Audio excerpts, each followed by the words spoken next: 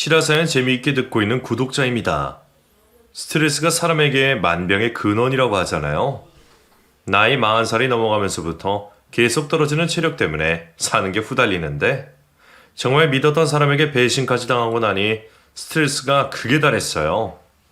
밥맛도 없어서 살도 쭉쭉 빠지고 잠도 잘 못 자고 전생에 내가 무슨 죄를 그렇게 지었길래 이런 사람과 연이 닿았던 건지 사는 게 재미가 없어서 속풀이하러 왔습니다. 제 얘기 한번 들어보세요. 저는 대한민국의 평범한 가정에서 둘째로 태어났어요. 바로 위에 3살 많은 형이 있고 저 이렇게 형제이고요. 아버지는 사료회사에서 일을 하셨고 어머니는 전업주부로 평생을 사셨어요. 아버지는 성실한 가장이셨고 어머니도 늘 집안에서 저희 형제와 아버지를 위해 먹거리에 신경 쓰시고 챙겨주시는 분이셨어요. 어릴 때 기억을 더듬어 봐도 저희 앞에서 부부싸움 한번 안 하실 정도로 점잖은 분들이셨죠. 먹을 것 입을 것 걱정 없이 부모님들의 관심 아래 화목하게 자랐는데 제가 고등학교를 졸업할 즈음 아버지 몸에 암덩어리가 발견됐어요. 폐암이셨는데 당시에는 흔한 암이 아니었어요.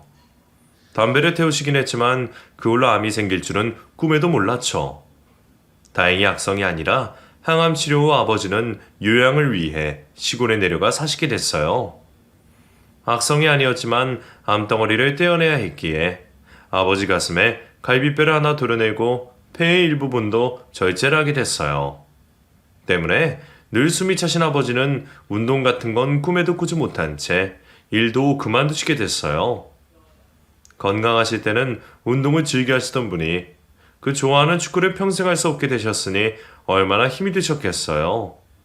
게다가 시골로 내려가 별다른 일 없이 한적하게 지내게 됐으니 우울증이 안 생길 수가 없으셨을 것 같아요. 시골집 근처에 작은 텃밭을 일구는 것도 모두 엄마 몫이었고 집안일도 모두 어머니가 하셔야 하는 일이었어요. 나이 들어 이사를 하셔서 동네에 아는 사람도 별로 없고 생활 환경이 너무 바뀌어서 엄마가 적응하기 힘들어 하셨어요. 그래도 어쩌겠어요. 아버지의 건강이 우선이기에 엄마는 참고 살 수밖에 없었어요. 아버지가 편찮으신 일은 저와 형에게 아주 큰 충격이었어요. 당시 형은 군대에 가 있었고 저는 막 고등학교를 졸업하고 대학에 입학한 상태라 돈도 많이 들었고요. 입학금은 어찌어찌해서 아버지가 마련해 주셨지만 그 뒤 등록금은 차마 손 벌릴 수가 없어서 주중에 아르바이트도 참 많이 했어요. 형은 아버지가 수술을 받는 중에도 군대에 있어야 했기에 곁에 있어드리지 못한 걸 엄청 죄송스럽게 생각했어요. 어쩔 수 없는 상황이었다고는 하나 집안의 장남으로 그게 못내 마음에 걸리는 것 같았죠. 그래서 지금까지도 장난 노릇한다고 주말마다 꼬박꼬박 본가에 가고 있어요. 집안 분위기가 그래서인지 대학에 입학을 했지만 다른 동기들처럼 마냥 신나지만 않았어요.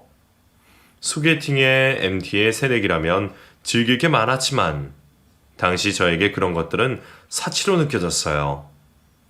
조금이라도 학점을 잘 받아서 좋은 직장에 취직하는 것. 그게 저에게 목표가 되어버렸어요. 군대를 제대한 형도 마찬가지였고요. 아버지 편찮으시니 우리 앞날은 우리가 알아서 해야 해. 아버지께 기댈 생각 같은 건 애초에 버려. 나도 알아. 학점 관리는 하고 있지? 알아서 할게. 그래. 다른 생각하지 말고 학교 졸업하는 것만 걱정해. 장남인 형도 어깨가 무거웠겠지만 저 또한 마찬가지였어요. 그동안 저희들 학교 보내고 장가 보낸다고 따로 돈 준비해 두셨다고는 했지만 아버지가 일을 못하시는 상황에 그 돈들은 두 분의 노후 자금으로 쓰여야 할 것 같았어요. 그러니 대학 등록금도 결혼자금도 제가 다 준비를 해야 하는 거죠. 혹시나 중간에 아버지가 수술이라도 하시게 되면 목돈이 필요할 거고요. 부모님께 의지하지 않고 혼자 모든 걸 다 준비할 생각에 마음이 참 바빴어요. 대학 등록금도 일부는 학자금 대출을 했기에 돈을 벌기도 전에 빚부터 있었어요. 그러니 마음 편하게 대학 생활을 즐길 수가 없었어요. 대학 졸업 후 중소기업에 취직이 됐어요. 맘 같아선 대기업에 들어가고 싶었지만 운이 안 따라줘서 면접에서 죄다 떨어지고 한 번에 합격한 곳에 바로 일을 시작했어요. 그래도 취업이 안 돼서 계속 놀고 먹는 친구들보다는 낫다는 생각으로 열심히 일을 했습니다. 얼른 자리를 잡고 싶은 마음이 아주 컸어요. 직장에 들어오고 나니 그제서 이성에게 조금씩 관심이 갔습니다. 대학 때부터 커플인 친구는 취직을 하자마자 바로 결혼도 했어요. 친구 중에 연애 한 번도 안 한 사람은 저밖에 없었기에 소개시켜준다는 사람이 종종 있었는데 어찌된 일인지 관계가 오래가지 못했어요. 저도 답답했지만 어쩌겠어요.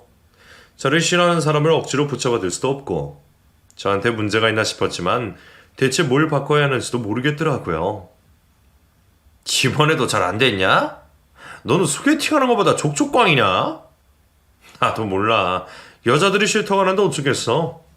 좀 잘해봐. 매너 있게 말하고 여자들한테 매력 어필도 좀 해보란 말이야. 야, 그게 마음대로 되면 지금까지 혼자 있겠냐? 소개팅을 추천하는 친구도 소개팅하는 저도 답이 없어서 참 답답했어요. 그러다가 마지막으로 하게 된 소개팅에서 그 여자를 만나게 됐어요. 안녕하세요. 네, 처음 뵙겠습니다. 친구의 여자친구가 아는 지인이라고 소개해준 그 여자는 직업이 초등학교 선생님이었어요. 교사라는 말을 듣고 나랑 과연 어울릴까 고민이 됐지만 생각보다 대화가 잘 통했어요. 무엇보다 취미가 맞았죠. 사진 찍는 거 좋아하신다고 하던데 어디로 출사 나가세요?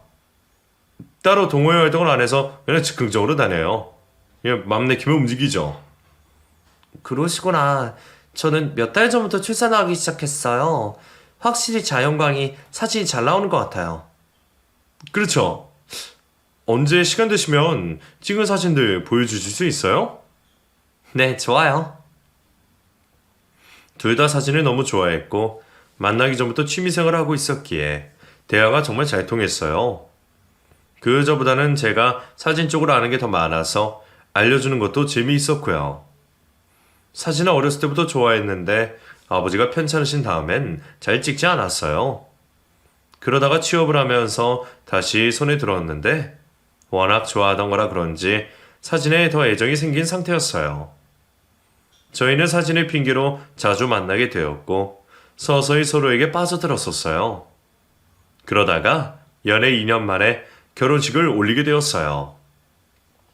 정말 사랑해서 평생 함께 있고 싶어서 프로포즈를 했지만 2년간 연애를 하면서도 그 여자에게 대해 깊이는 알지 못했던지 결혼하고 나서야 그 여자의 성향을 제대로 알 수가 있었어요.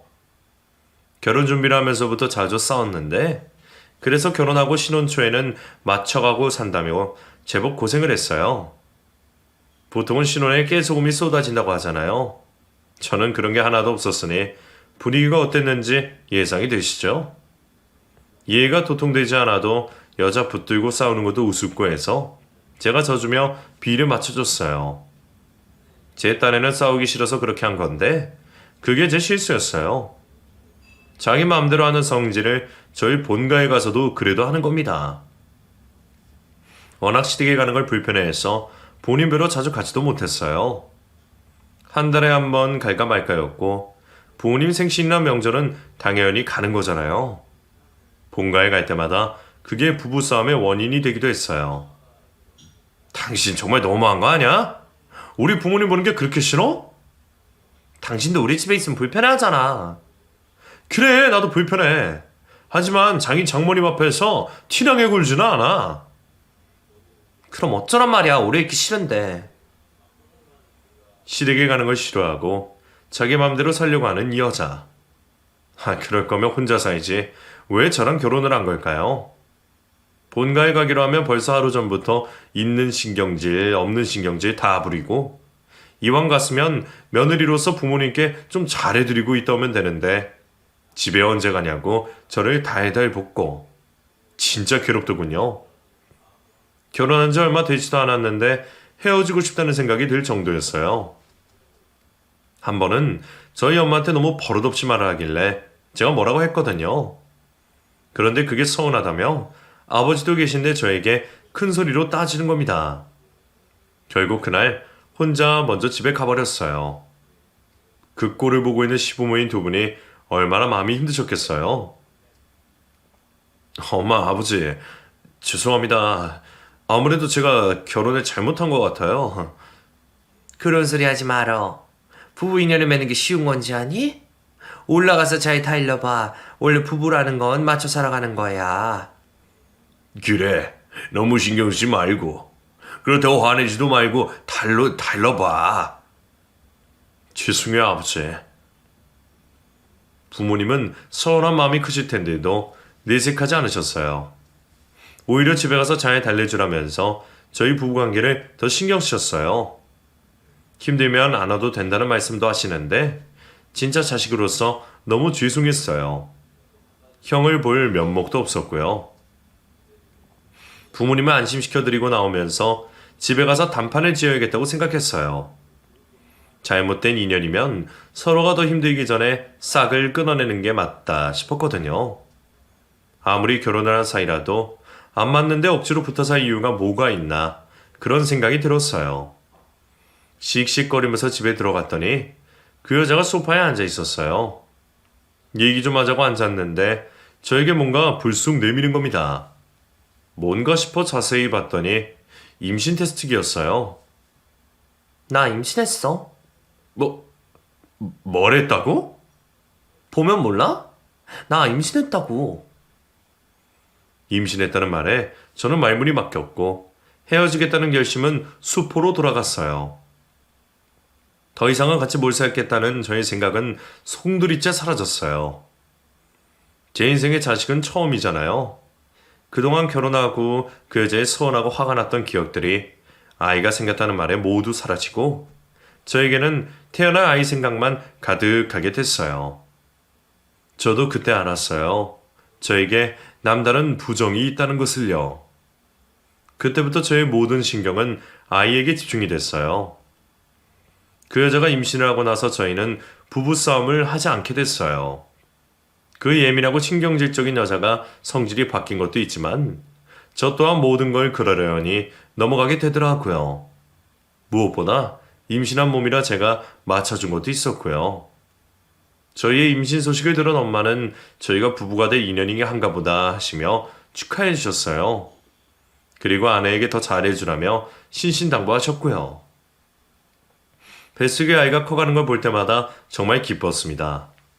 그리고 10달 동안 엄마 아빠 마음고생 한번 안 시키고 건강하게 태어났어요. 아이를 처음 제품에 안았을 때가 아직도 생생하게 생각이 날 정도로 저에게는 특별한 경험이었어요. 그렇게 첫째를 낳고 3년 뒤에 둘째를 낳았습니다. 둘째는 딸이었는데 저를 쏙 빼닮아 태어났어요. 첫째는 엄마를 닮았거든요. 아이들이 신기하게 부모를 하나씩 닮아 태어났죠. 아이들을 키우는 동안에는 정신없이 살아서 시간이 어떻게 흘렀는지 모르겠어요. 아이들 엄마는 교사 일을 그만두지 않고 육아휴직을 했거든요. 복직하고 난 다음부터는 가까이 있는 처가에 맡기거나 장모님이 오셔서 아이들을 케어해 주셨어요. 빈손으로 부탁드릴 순 없어서 한 달에 수고비와 용돈을 보태 100만 원씩 드렸는데 그러다 보니 둘이 벌어도 그닥 여유 있는 생활은 아니었죠. 통장의 잔고가 빡빡했지만 아이들 건강하게 자라고 있으니 그것만으로도 다행이다 여기며 살았어요. 아둥바둥 살며 버티다 보니 시간이 흘렀고 첫째는 중학생이 둘째는 초등학교 고학년이 되었어요. 그렇게 손이 가던 아이들이 스스로 할 수 있는 나이가 되자 저희 부부에게도 여유가 생겼고 장모님도 더 이상 왔다 갔다 하지 않으셔도 되는 시기가 왔어요. 우리 부부도 나이가 들고 결혼 생활이 10년이 넘어가자 서로가 맞춰져서 싸울 일도 그닥 없고 또 설레는 일도 없었어요. 저는 그동안 잊고 지냈던 카메라를 다시 들었어요. 애들 엄마와 함께 다시 취미생활을 시작했어요. 둘이 출사를 다니며 자연스레 연애할 때가 생각나더군요. 그러면서 서로 애틋한 감정도 생기고 여유도 생겼어요. 이런 게 부부가 나이 들어가는 거구나 느끼며 사이가 괜찮았는데 회사에서 제가 지방으로 발령을 받게 됐어요. 뭐? 어디로 간다고? 너무 멀잖아. 회사에서 가려면 가야지 못 주겠어. 아니, 당신 회사 너무한다. 그렇게 멀리 보내면 어쩌자는 거야? 당신 나이도 있는데. 부하 직원들 가면 안 돼? 아내도 교사라는 직업 특성상 이동이 잦았지만 그래도 출퇴근이 가능한 정도의 거리로 다녔어요. 그런데 제가 발령받은 곳은 차로 2시간은 넘게 가야 하는 거리라 출퇴근이 어려웠죠. 회사 내에서도 입지가 약해져 있던 터라 안 가겠다고 버리칠 수도 없는 입장이었어요. 그래서 제가 별 수 없이 방을 구해서 지내기로 했어요. 당신 혼자 지내도 괜찮겠어? 별 수 없지 뭐. 애들 학교 다니는데 전부 다 움직일 수도 없고. 몇 년 버티면 집 가까이 보내주겠지. 아휴, 이게 뭔 일인지. 가족들 다 이곳에 있는데 혼자 지내야 하는 게 좀 서글펐지만 별 수 있나요? 먹고 살려면 제가 회사에 맞추며 살아야 되는 것을요. 회사 근처 작은 원룸을 하나 구해서 이사를 하고 주말 부부를 하게 됐어요. 이사를 하고 나니 이런저런 걱정이 얼마나 되던지. 이사한 첫날 밤에 자려고 누워도 낯설어서 그런지 잠도 잘 안 오고 별의별 걱정이 다 됐어요. 집에 문은 잘 잠그고 다니는지, 야식 시켜 먹는다고 아무나한테 벌컥벌컥 현관문 열어주는 건 아닌지, 애들이 내가 없다고 어긋나는 건 아닌지, 살면서 한 번도 생기지 않았던 나쁜 일들이 다 머릿속에 떠올라 아주 애를 먹었어요. 이튿날 일어나자마자 집에 전화를 걸어보니 아내와 아이들은 평소와 다름없는 목소리였어요. 오히려 너무 편한 목소리가 그게 얼마나 서운하던지. 타지에 홀로 와 있는 제가 오히려 걱정스러울 정도였어요. 걱정으로 시작된 주말 부부는 나름 좋은 것도 있었어요. 금요일 저녁에 일이 끝나고 집으로 갔더니 제가 온다고 진수성찬을 차려놨더라고요. 평소 같으면 애들도 자기 볼일 본다고 다 같이 얼굴 보기 힘들 텐데 둘 다 집에서 저 오기를 기다리고 있고 타지 생활하는 제 안부를 묻기도 하고요. 아내도 웬일로 저에게 다정하게 굴고 챙겨주는 게 은근히 좋았어요. 주말 부부하면 부부 사이가 좋아질 수도 있다는 말을 들었는데 우리 부부 얘기인가 보다 그렇게 생각했어요. 하지만 그런 게 또 오래 가지는 않더군요. 1년, 2년 주말 부부를 하면서 그 애틋한 것들이 사라지고 무심함만 남게 됐어요. 어디야? 왜 집에 안 와? 애들도 안 들어오고. 당신 도착했어? 나 오늘 회식인데 말을 안 했네. 애들도 친구들이랑 놀다가 들어온대요? 그래? 많이 늦어? 오늘은 좀 늦을 것 같아. 배고프면 시켜 먹어요. 알았어. 회식이라고 하니 뭐라 하겠어요. 저도 직장 생활하는 사람이니 이해를 해야 하지만 그래도 서운하긴 했어요. 예전에는 주말에 같이 시간도 보내고 출사도 나가고 그랬는데 어느 순간부턴가 주말마다 약속이 있다면서 혼자 나가더라고요. 화장도 진해지고 옷도 치마를 주로 입고 가만 생각해보니 못 보던 옷들도 보이고 원래 꾸미는 건 신경 안 쓰던 사람인데 안 하던 짓을 하는 거죠. 안 꾸미고 추레하게 있는 것보다는 보기 좋아서 별 얘기를 안 했는데 문득 이상하다는 생각이 들었어요. 그래도 저를 두고 딴짓을 한다는 의심을 하지는 않았어요. 뭔가 심경에 변화가 생겼나? 우리 나이에 갱년기 때문에 고생한다는데 그건가? 몸에 좋은 거라도 먹여야 하나? 그런 걱정들을 했는데 저의 예상은 모두 비껴나갔다는 걸 알게 됐어요. 그 여자의 외도를 알게 된 건 정말 우연히 알게 됐어요. 그날도 금요일 일을 마치고 집에 왔고 그날도 모임이 있어서 혼자 밥 먹으라는 말에 오랜만에 처가에 갔어요. 장인이 좋아하시는 소고기를 사서 술도 한잔 드리고 오랜만에 담소도 나누고 집으로 오는 길에 아파트 입구에서 아내를 봤어요. 웬 남자가 손을 잡고 걸어가는 걸 바로 발견했죠. 너 지금 뭐 하는 거야? 처음에는 제가 잘못 봤는 줄 알았어요. 그런데 눈을 씻고 봐도 애들 엄마인 거예요. 수유도 한 잔 들어간 상태에 화가 머리 끝까지 났고 바로 소리를 질렀어요. 깜짝 놀라 돌아보더니 저를 보고는 안절부절 못하는 거죠. 이 새끼 누구야? 누구냐고! 그 여자는 잡고 있던 손을 급하게 뿌리쳤는데 나이가 상당히 어려 보였어요. 얼핏 봐도 10살은 어려 보이는 남자. 저는 그 자식의 멱살을 바로 움켜쥐었고 그 여자는 저를 말리며 다급하게 말했어요. 여보, 아무 사이도 아니야. 그냥 아는 후배야. 내가 집에 가서 다 설명할게. 제발 이 손 좀 놔. 후배? 후배인데 왜 손을 잡고 걸어다녀? 네가 제정신이야? 집 앞에서 겁도 없이 이러고 다녀? 순간적으로 이성을 잃은 저는 그 남자의 얼굴에 주먹을 날렸어요. 키만 컸지 비쩍 마른 그 자식이 바닥에 철부덕 넘어지더군요. 그 여자는 비명을 지르고 그 자식은 엉덩이를 훌훌 털고 일어나더니 저더러 한 대 쳤으면 됐죠? 저 이제 갈게요. 하고는 가버리는 겁니다. 달려가 붙잡으려는 걸 그 여자가 말려서 겨우 집으로 들어왔어요. 집에 들어가자마자 그 여자를 데리고 안방으로 들어갔어요. 그리고 해명을 요구했죠. 자기는 아니라고 하지만 백방불륜이었어요. 친한 사이인데 왜 손잡고 다니냐고 유부녀가. 말이 안 되잖아. 그게 아니고. 아니긴 뭐가 아니야. 너 나 없는 동안에 이러고 다녔냐? 보니까 나이도 한참이나 어리던데. 애들 가르치는 선생이란 여자가 새파랗게 젊은 놈이라 바람이나? 제발 애들 듣겠어. 목소리 좀 낮춰. 부끄럽긴 한가 봐. 그날 그 여자는 바닥에 꿇어앉아 저에게 싹싹 빌었어요.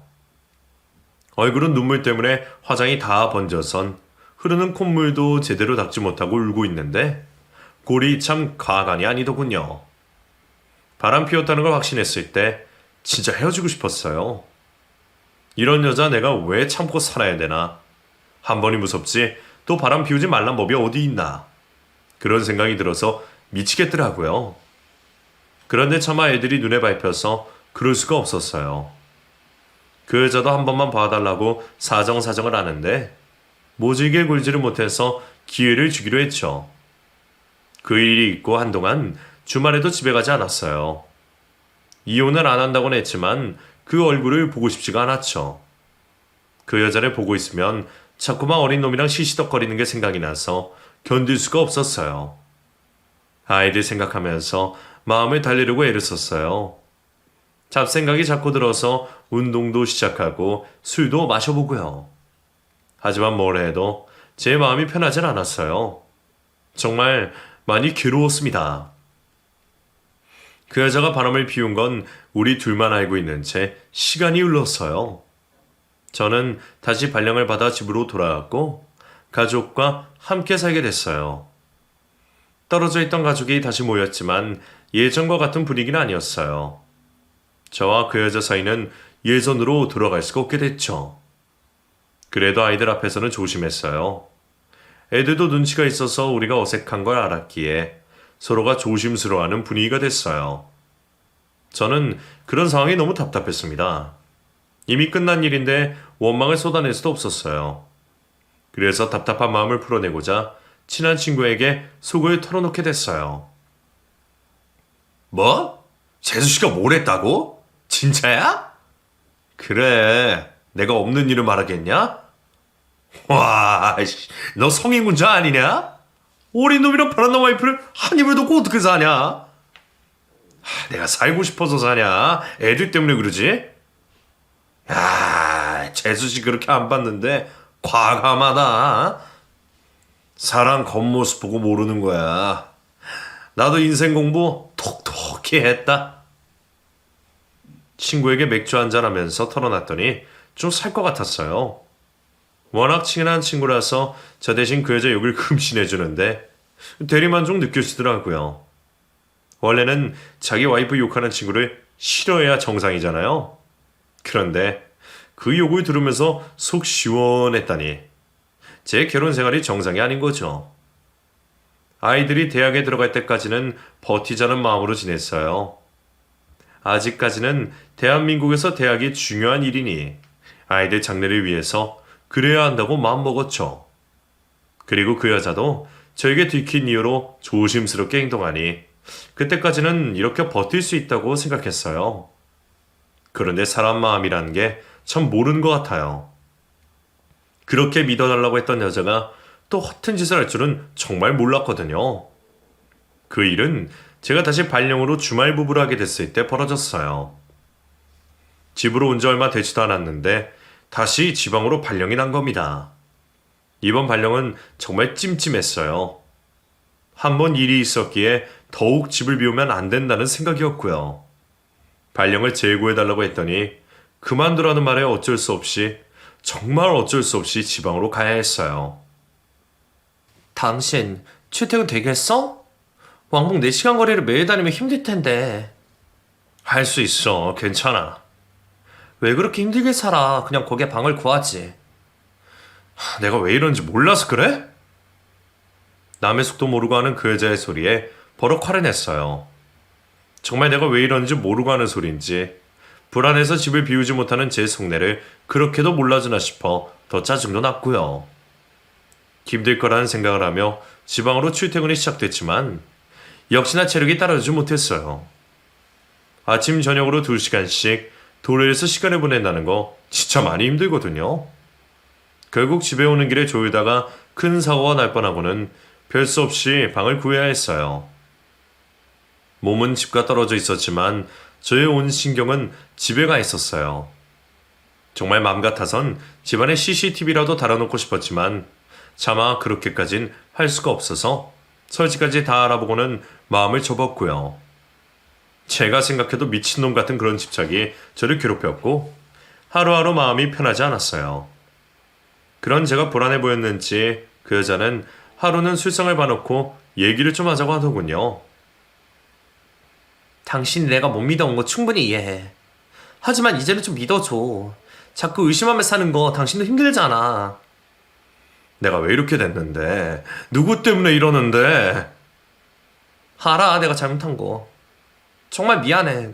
진심으로 미안해. 그날 저에게 미안하다고 말하며 또다시 눈물을 보이는 여자였어요. 정말 지난날을 후회하는 것 같았고 흘리는 눈물이 가짜라는 느낌은 들지 않았어요. 다시 저와 잘 살아보고 싶다고 말하는데 그 얘기를 들으며 저도 눈물을 흘리고 있었죠. 그때 이 여자를 다시 믿어보자 맘먹었던 것 같아요. 괴로운 마음에서 벗어나고 싶었고 저도 행복해지고 싶었기에 진정성 있는 사과를 기다리고 있었던 것 같아요. 그날 그렇게 회포를 풀고 우리는 관계를 다시 개선하는데 노력해보기로 했죠. 한동안 그 여자는 노력하는 모습을 보였어요. 제가 있는 주말에는 꼭 집에 있었고 지방에서 올라오는 금요일마다 우리 식구는 다 같이 저녁을 먹었어요. 사진을 찍는 취미생활도 다시 시작해 함께 출사도 나가고 그 여자와 단둘이 여행도 다니면서 관계를 회복하기 위해 애를 썼습니다. 예전으로 다시는 돌아갈 수 없다고 생각했는데 노력을 하니 예전보다 나아지는 걸 느낄 수 있었어요. 저도 한결 마음이 편해졌고 그 여자의 말을 믿을 수도 있게 됐어요. 덕분에 제 머릿속에 늘 있던 이혼이란 단어가 사라질 정도로 사이가 좋아졌어요. 그런데 그 여자는 다시 한번 저의 믿음을 배신하고 맙니다. 아주 악독하고 지독한 방법으로 사람을 골탕 먹이더군요. 이렇게까지 해야 하나. 정말 사람을 확 질리게 만들어버리는 일이 생겼어요. 주말 부부를 하면서 관계가 좋아졌을 때 제가 크게 아픈 일이 생겼어요. 그동안 신경을 너무 많이 써서 그런지 시름시름 앓기 시작한 거죠. 원인이 뚜렷하게 있는 병이 아니었어요. 옅은 몸살이 꾸준히 있었고 기력이 떨어져서 일을 마치고 나면 다른 약속을 잡을 수가 없었어요. 그래서 퇴근 후에는 원룸으로 가서 누워있어야 할 정도로 몸이 안 좋았어요. 어디가 아픈지 정확하게 알기라도 하면 치료를 할 텐데 그게 아니라서 고칠 수도 없었어요. 그런 상황이 계속되자 매주 집에 가는 게 부담이 되기 시작했고 별 수 없이 격주로 집에 가게 되었어요. 집에 안 가면 어쩌나 걱정했지만 의외로 혼자 있는 것도 나쁘지 않았어요. 그동안 온통 집안일에 신경을 쓰면서 저 자신을 돌아볼 시간이 없었잖아요. 그래서 산책도 하고 동네 도서관에 가서 책도 읽고 가까운 산에 등산도 하면서 저만을 위한 시간을 보내기 시작했죠. 집을 걱정하는 저에게 아무 신경 쓰지 말고 몸 챙기라는 말을 들으며 설마 또 바람을 피우겠나 이번에 믿어주자 이렇게 저 자신을 달래며 건강을 찾는 일에 신경을 썼어요. 4개월 정도 그렇게 보내고 나니 점점 체력이 올라오기 시작했어요. 먹는 것도 신경을 쓰고 운동도 하고 스트레스 안 받으려고 애쓰고 했더니 몸이 많이 좋아졌죠. 집에 안 가는 주말이었지만 왠지 가고 싶은 마음이 들었어요. 그래서 가족들에게 알리지 않고 차를 몰아 집으로 갔습니다. 도착하니 점심시간이었어요. 저는 점심이라도 맛있는 걸 먹을까 싶어 그 여자에게 전화를 걸었는데 받질 않았어요. 별 수 없이 집으로 가서 라면 하나로 때우고 소파에 있자니 빈집에 혼자 공허하더군요.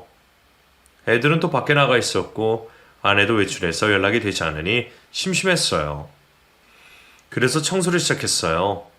많이 더럽진 않았지만 구석구석 묵은 때가 있어서 팔을 걷어붙이고 싹 다 정리했어요.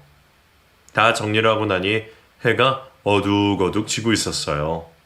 그때 아내에게서 전화가 왔습니다. 어디야? 나 집에 왔는데.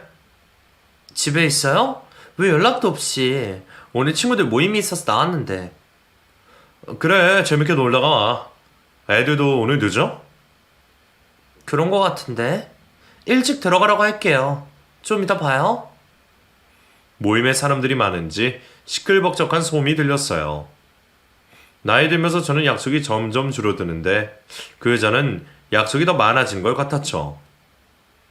문득 쓸쓸하다는 생각이 들었어요.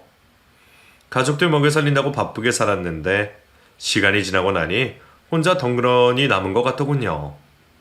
기분이 우울해지려고 해서 다시 정신을 차리고 마저 청소를 했어요. 평생 맞벌이로 살면서 그 여자도 열심히 살았다는 생각을 하며 오늘 청소해 준 게 기분 전환이 되길 바라는 그런 생각을 하면서요.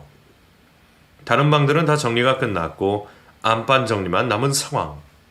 화장대 위에 쌓인 먼지를 닦아내며 기한 지난 공과금 용지들을 정리하고 있었어요. 그러다가 문득 낯선 집 주소에 도시가스 고지서가 있었어요. 분명 아내 이름이 있었는데 주소가 영 낯선 거죠. 아무리 봐도 그 주소에 사는 사람이 누군지 알 수가 없었어요. 순간적으로 제 촉이 발동했어요. 분명 이 주소에 사는 사람은 반가운 사람이 아니다라는 촉이요. 그 길로 옷을 갈아입고 고지서에 적힌 주소로 찾아갔어요. 가는 동안에 오만 생각이 다 들고 긴장이 돼서 손바닥에 땀이 흥건할 정도가 되었어요. 주소에 적힌 속은 어느 원룸이었고 3층이었어요. 마침 1층 현관문이 열려 있어 조심스레 계단에 올랐어요. 한층 한층 오를 때마다 미치겠더군요. 대체 이곳은 누가 사는 곳인지 왜 고지서에 아내 이름이 있는 건지 심장이 미친 듯이 뛰었어요. 3층에 올랐을 때 바로 앞에 문을 놔두고 차마 초인종을 누를 수가 없었어요. 그래서 서 있는데 바로 옆집 문이 열리며 아줌마가 한 명 나왔습니다. 뭐야, 이번엔 다른 남자네? 네? 이 여자 황양양 맞구만. 또 남자가 바뀌어서 호구한 날. 밤에 그렇게 시끄럽게 굴고 내가 진짜 남사스러워서. 여기 사는 여자 아세요? 몰라. 밤에 또 시끄럽게 하기만 해봐. 내가 고성방가로 경찰서에 확 신고해버릴 거야. 그 아줌마는 제게 왕창 쏟아내고는 가버렸어요. 갑자기 버럭 화를 내서 무슨 말인지 이해가 안 됐는데 조용히 생각해보니까 말도 안 되는 소리더군요. 머뭇거리고 있을 이유가 없었어요.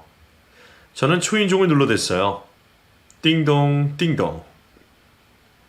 몇 번이나 눌러도 아내는 반응이 없었고 저는 열쇠 따는 사람을 불렀습니다. 곧 사람이 도착해 문을 닫고 저는 조심스레 안으로 들어갔어요. 안에는 3룸으로 되어 있어서 제법 내부가 넓었어요. 어두워서 집안이 자세히 안 보였는데 겨우 스위치를 찾아 불을 켰더니 제 앞에 펼쳐진 광경에 입이 떡 벌어지고 말았어요. 그곳은 흡사 신혼부부의 집처럼 되어 있었고 여자와 남자가 서로 껴안으며 찍은 사진 속에는 제 아내인 그 여자가 있더군요. 세상에서 제일 행복한 표정으로 곁에서 남자를 끌어안고 있는 모습에 정신이 혼미해지는 것 같았어요. 제발 이것만 아니기를. 내가 생각하는 그 일이 아니기를 바랬지만 결국에 아내는 그 여자는 저를 또 배신하고 말았어요. 그리고 더 놀라운 건 사진 속 남자가 구면이라는 겁니다. 예전에 저에게 들켰던 그 상간남. 부끄러운 줄도 모르고 뻣뻣하게 굴던 그 상간남이 제 아내의 허리에 팔을 두르고 있었어요. 저에게 바람 피운 걸 들켰을 때 분명히 헤어졌다고 했어요. 그런데 그게 아니었고 심지어 이 원룸도 아내가 구해줬을지 모른다는 아주 합리적인 의심이 들었어요. 머리에 피가 거꾸로 솟는 것 같았어요. 그 집안에 있는 물건들을 모조리 다 부셔버리고 싶은 충동이 느껴졌죠. 숨이 가빠졌지만 겨우 진정을 하고 그 안에 있는 것들을 다 핸드폰으로 찍었어요. 신혼부부 같은 침실과 칫솔이 2개 꽂혀있는 욕실과 둘이 행복하게 웃고 있는 액자 속 사진까지 모조리 다 찍었습니다. 그 후 급히 차로 돌아온 저는 한동안 운전을 할 수가 없었어요. 배신감에 몸이 부들부들 떨려서 정신을 차릴 수가 없어 겨우 운전을 해 집에 돌아온 저는 그 여자의 아는 체를 해야 할지 모르는 채 해야 할지 알 수가 없었어요. 집 현관문을 열고 들어가는데 밝게 웃으며 저를 반기는 그 여자 얼굴이 가증스럽게 느껴졌어요. 그리고 섣불리 아는 체 하면 안 된다는 결론을 내렸죠. 이번에는 제대로 준비해서 이 여자를 끊어내야겠다는 생각이 강하게 들었어요. 그날 밤 모임에서 술을 한잔한 아내는 깊이 잠이 들었고 저는 몰래 아내의 핸드폰을 열었어요. 그리고 그곳에 위치 앱을 깔았죠. 증거를 잡아야 하는데 주말 부부를 하고 있으니 쉽지가 않을 것 같아서요. 확실하게 증거를 잡고 말겠다 생각하며 앱을 깔았어요. 그리고 며칠 뒤 위치 앱에 뜨는 아내의 위치. 며칠 전 찾아간 그 원룸이었어요. 일을 마치자마자 저는 미친 듯이 차를 몰았습니다.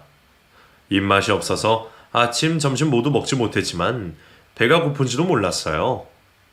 급하게 도착해 위치를 한 번 더 확인하고 원룸으로 올라가기 시작했어요. 드디어 3층 문 앞에 선 저는 주저하지 않고 초인종을 누르고 배달 왔다고 했습니다. 그러자 익숙한 여자의 목소리가 들렸어요. 배달시킨 게 없는데? 잠시만요. 그러면서 문이 열리고 그 여자와 저는 서로의 눈이 마주쳤어요. 저라는 것을 확인한 여자가 급하게 문을 닫으려고 했지만 제 손이 더 빨랐어요. 여자를 밀치며 안으로 들어갔더니 침대 위에 속옷바람으로 앉아있는 그 사간남이 보이더군요. 저는 곧장 달려가 그 자식을 붙들고 주먹을 날렸어요. 곧 집안에 비명소리가 들리고 서로 치고받는 소리만 들렸죠. 한참 뒤 서로를 씩씩거리며 노려보는데 그 상간남이 말을 꺼내더군요. 와, 이 아저씨 또 주먹부터 날리네. 뭐라고?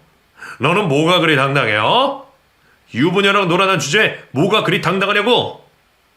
나도 좋아서 이러는 거 아니에요. 저 여자가 사정사정해서 놀아주는 거니까. 뭐라고? 이 자식이.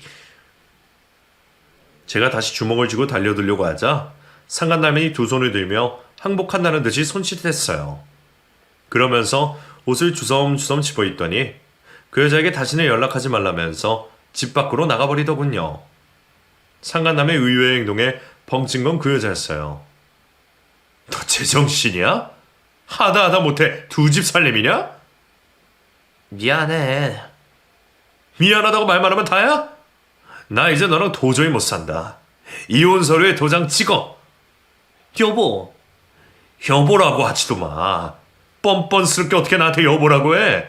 너는 내 아내가 될 자격도 없고 엄마 될 자격도 없어. 헤어져. 집을 나오면서 벽에 걸려있던 액자를 집어 던졌어요. 유리가 깨지면서 액자도 부서졌죠. 그걸로 분이 풀리지 않았지만 그렇게라도 해야 했어요. 주저앉아 울고 있는 그 여자를 보며 가차없이 그곳을 떠났습니다. 그 다음날 변호사를 찾아갔어요. 이혼을 할 사유는 충분했지만 제가 원하는 건 양육권이었어요. 어차피 아이들 곧 성인이 될 테지만 그래도 양육권에 사수하고 싶었어요. 그래서 제가 수집한 증거들로 소송 준비를 했습니다. 그 여자의 외도 행각은 양가 어른들도 그리고 우리 아이들도 모두 알게 됐어요. 모두 충격을 적잖이 받았고 장모님은 저에게 찾아와 비기까지 하셨어요. 최서방, 제발 우리 딸 한 번만 봐주게. 지도 잘못한 걸 알고 있어. 매일 밤 울면서 뉘우치고 있다고. 이 나이에 이혼해서 어떻게 살라고 그러나? 장모님도 너무하십니다. 제가 그동안 고통받은 건 안 보이세요? 저 그 여자랑 사는 동안에 살이 10kg나 빠졌어요. 제가 그동안 살이 안 찌는 이유는 모르셨죠? 다 그 여자 때문이란 말입니다. 알지 알아. 내가 100번 알지. 근데 한 번만 봐주면 안 되겠나? 나를 봐서라도. 백발 노인이 사정사정하며 봐달라고 하는데 그 모습이 안 돼 보였지만 저는 더 이상 그 여자와 엮이고 싶지 않았어요. 아이들도 첫째는 담담하게 받아들이는데 둘째는 눈물을 보이더라고요. 저에게 엄마 용서해달라고 하는데 마음이 너무 아팠어요. 아이들 생각하면 갈등도 생겼지만 제가 살려면 이혼을 해야 한다는 결론이 났고 결국 이혼 도장을 찍고 말았어요. 그동안 바람 피우면서 자기가 벌어서 모아둔 돈 다 쓰고 생활비까지 땡겨서 그 남자 밑에 갖다 바친 걸 나중에 알게 돼서 재산분할도 취소안으로 하고 양육권도 모조리 다 제가 가져올 수 있었어요. 소설하는 동안에 눈물 콧물 다 빼는 모습이었지만 마음을 단단히 먹고 절대로 봐주지 않았어요. 그렇게 저는 이혼을 하게 됐습니다. 현재는 아이들과 저 이렇게 셋이서 생활하고 있어요. 본가에서 어머니가 자주 오셔서 반찬도 챙겨주시고 아이들도 챙겨주시고요. 결혼 생활하면서 아들 집에도 저도 못 주셨는데 이혼하고 나서 편하게 왕래를 하시게 됐어요. 그 여자는 지금 바람 피운 게 동네에 소문이 나서 다니던 학교도 잘렸다고 하더군요. 학부형들이 항의해서 결국엔 직장도 그만둘 수밖에 없었던 거죠. 한편으로 안타깝기도 하지만 한편으론 자기가 자초한 일이라는 생각에 속이 후련하기도 해요. 제 이야기는 여기까지입니다. 쏟아내고 나니 속이 좀 시원하네요. 끝까지 들어주셔서 감사합니다.